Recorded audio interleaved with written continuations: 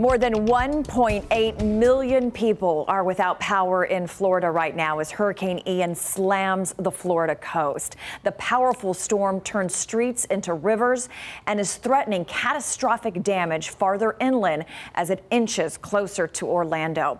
That's where a San Antonio woman will ride out her first hurricane. She speaks to Alicia Nieves and gives her perspective from the ground in just moments. But first, Weather Chief Bill Taylor is tracking Ian for us tonight. Bill? EC's a Category 2 storm.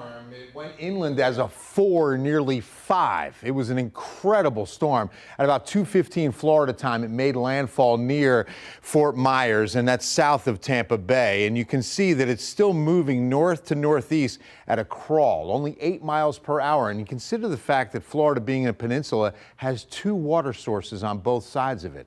So this is going to be a very efficient rainmaker as it drifts to the north. Very high winds, but right now 90-mile-per-hour winds make it again a Category 2, and it should drop to 1 as we move in. Well, actually, it's a 1 now. And as it moves a little farther north, it should be a tropical storm before it's back out in the Atlantic and taking a left turn for a South Carolina landfall by Friday afternoon.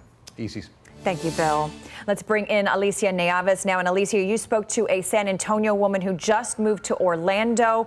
What are conditions like right now where she is? Well, the winds and the rains are certainly picking up. EC's a difference from earlier today, but thankfully she and her roommates are among the lucky ones to still have power.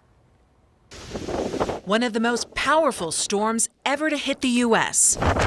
is moving farther inland. Its strength is weakening, but it still holds enough intensity to cause tornadoes, flash flooding, and even more destruction.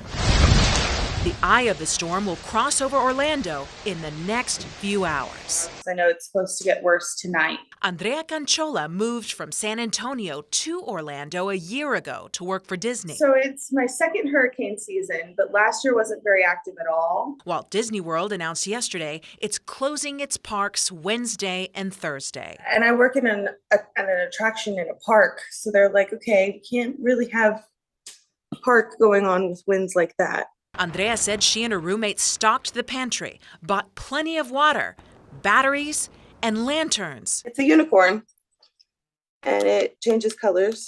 Should they lose power overnight? It's a little bit nerve-wracking for us, but I think we're going to be okay. Andrea says flooding shouldn't be an issue where they live. Her apartment is on the 2nd floor.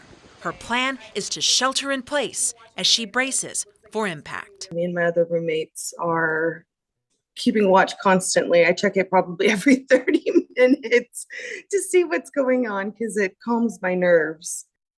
So this hurricane isn't just a first for Andrea. Her other 3 roommates, it's also their first hurricane, this Hurricane Ian. So they're just going to stay hunkered down safely until it is safe to return to work. She anticipates that to be maybe Friday or early next week. Isis. Thank you, Alicia.